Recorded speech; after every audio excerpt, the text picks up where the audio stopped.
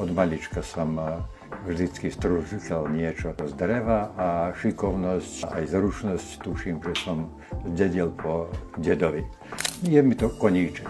Využívam asi 25 druhov dreva a hrám sa s jeho farbou a textúrou. Čo teda tvoríte? Začal som tak, že som vyrábal nábytok. Či stoličky, postielky, také umelecké predmety, suveníry, užitkové predmety.